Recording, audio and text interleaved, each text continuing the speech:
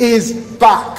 When we restored the funding to UNRWA for their work in Gaza, what did we say, conference? Britain is back. And when we stood up for international law, when it was not easy, what did we say? Britain is back. In my first 4 months, I visited 10 countries, engaged over 20 world leaders and 40 foreign ministers. And what did I tell them? Britain is back. And when, unlike Rishi Sunak last year, the Prime Minister and I travel later this week to the UN General Assembly, what will I say? I will say, Britain is back.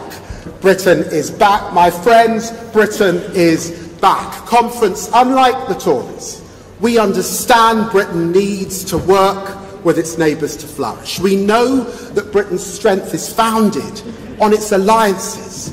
That's why we're resetting our relationship with Europe. Since July, we've launched negotiations on a wide-ranging bilateral treaty with Germany. I've been on a joint visit with the French Foreign Minister, the first of its kind for more than a decade. I've welcomed the Spanish, Polish Foreign Ministers to London.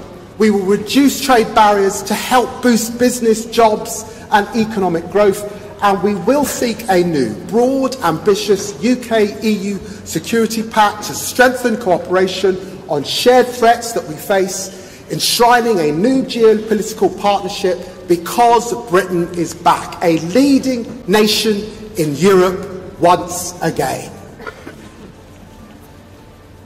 Earlier this month, I was in Kyiv, the front line of the defence of European democracy, meeting with President Zelensky, 2.5 years into Putin's full-scale invasion. I took an overnight train with Antony Blinken, the US Secretary of State, to send a clear message. If the West does not demonstrate it can outlast Putin, it does not only threaten Ukraine's democracy, it threatens us all. We need to show Putin that Britain and its allies are not going anywhere, which is why this government has increased support to Ukraine, and we've committed £3 billion per year in military aid for as long as it takes. And it's why I told Zelensky this Labour government will always stand with his courageous people.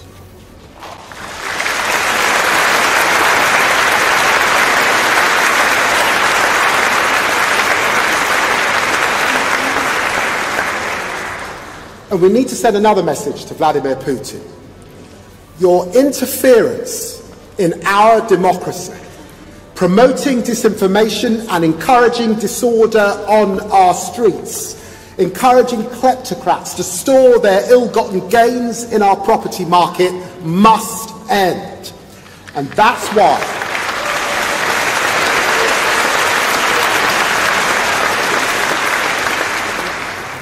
why I'm proud to tell Conference, together with our two closest allies, the United States and Canada, and the rest of the G7, we are taking action against Russian disinformation, exposing their agents, building joint capability, and working with the Global South to take on Putin's lies.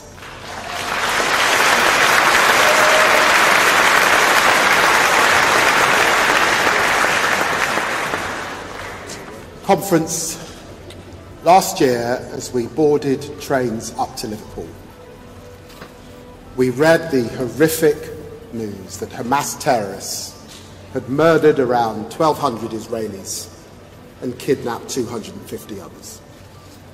What has followed those atrocities is a horrific war. Tens of thousands of Palestinian women and children killed and injured. Their homes turned to rubble, leaving Gaza a vision of hell on earth.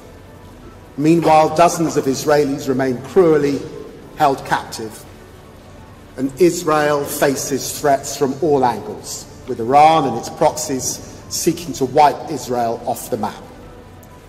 Conference, I know, like me, you are desperate to see the conflict in the Middle East come to an end. And this Labour government has already made clear Britain's principles.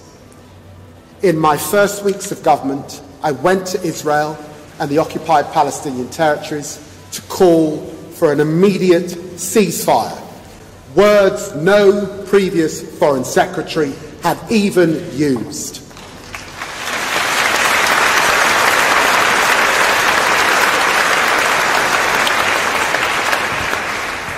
We have used the full weight of Britain's diplomacy to push to protect civilians now, get all the hostages out now, and unrestricted aid into Gaza now. We've provided millions to fund field hospitals in Gaza. We brought the Security Council together to demand polio vaccinations for Palestinian children. We've respected the independence of the international courts, and we have made the right decisions to stand up for international law.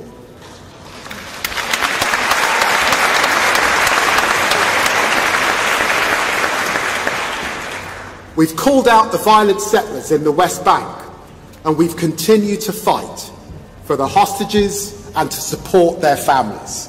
We have never lost sight of the end goal, an irreversible pathway towards a two-state solution.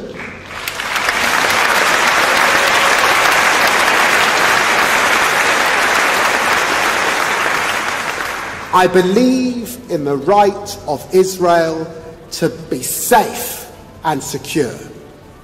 I also believe in the justness of the Palestinian cause.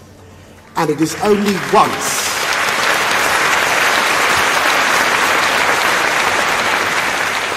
Palestinians and Israelis have the same fundamental rights, sovereignty, security, and dignity in their own independent, recognised states, that we can achieve a just and lasting peace for all. In recent days, we've seen a worrying escalation between Israel and Lebanese Hezbollah. This is in nobody's interests. Our message to all parties is clear. We need an immediate ceasefire from both sides so that we can get to a political settlement, so that Israelis and Lebanese civilians can return to their homes and live in peace and security.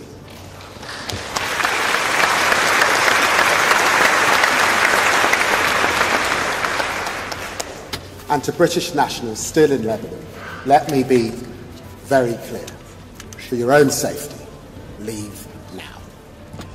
Iran is not only destabilising the Middle East, but providing support to Putin's barbaric war through exporting ballistic missiles. And that is why we put new restrictions on Iran Air that will stop it entering the UK, and new sanctions against the IRGC.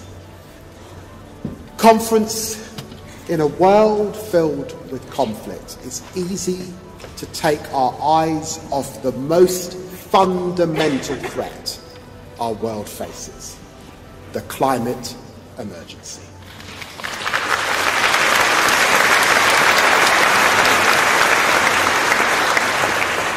Treated by the last government with a cynical disdain that we cannot afford.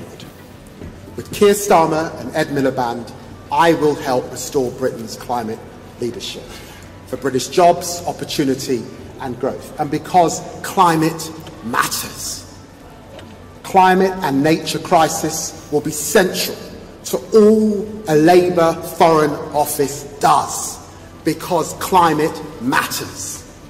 With Labour, Britain will lead a new global clean power alliance, because climate matters. With Labour, Britain has founded Great British Energy, because climate matters. We will accelerate onshore wind. Why? Because climate matters. We will appoint new climate and new nature envoys, because climate matters. We've pledged to end new oil gas licenses while guaranteeing a fair transition in the North Sea. Why? Because climate matters.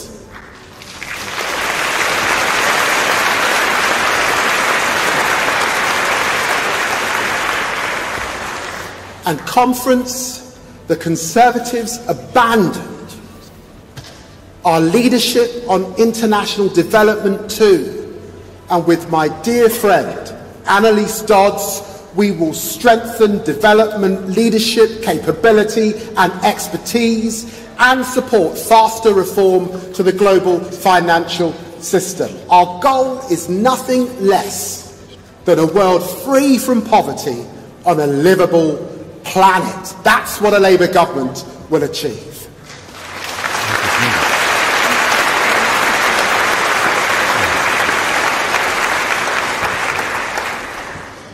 Conference, the world we face is filled with disorder. Conflict in Europe, Africa and the Middle East. Great power competition, an increasingly assertive China and a climate emergency. But together we have a once-in-a-lifetime opportunity to make the change we want to see, not just in Britain, but in Europe and in the world.